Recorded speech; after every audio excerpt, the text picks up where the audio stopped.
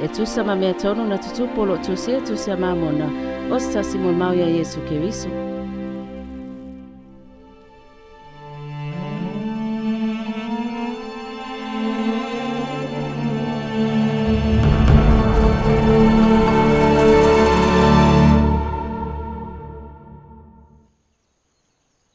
Sao faia i outou whapotopoto mai whaatasi outou lava.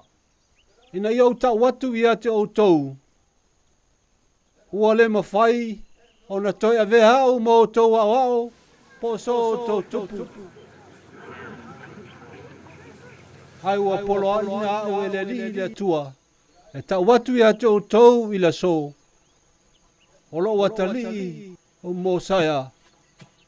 O se tupu ma se pule lea i lunga i ate outou. Ana le aine paptusi. Ia ua iai tarwha mau nei Poloaiga.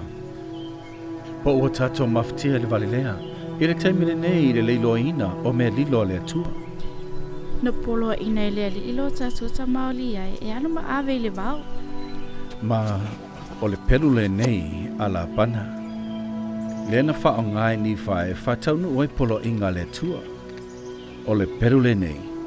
Na outou Atua i e te te e outou a salamana. E peo no tau tausi au Poloaiga. E afai tau tausi Poloaiga lo atalii. Po Poloaiga le Atua. O le atu atu i ate outou. O la le ai se mana o tau fili i lunga i ate outou. Ai lo unu ue i a faaeteete. Nei tu tupu ai ni finagalo i te tonu o outou. Ma outou fili ai e usitai le anganga le anga. Ua faauta e iai se mala ua fola i lunga o ia o le fili e usitai le anganga.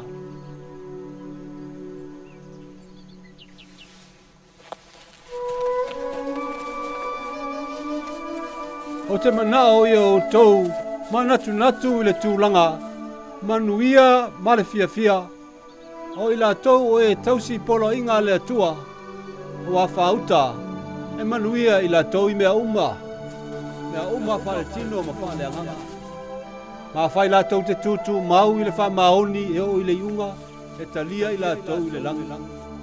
Ina ia mawhai, ona latou mau whaatasi ma le Atua, e se tūlanga o fia e le ngata.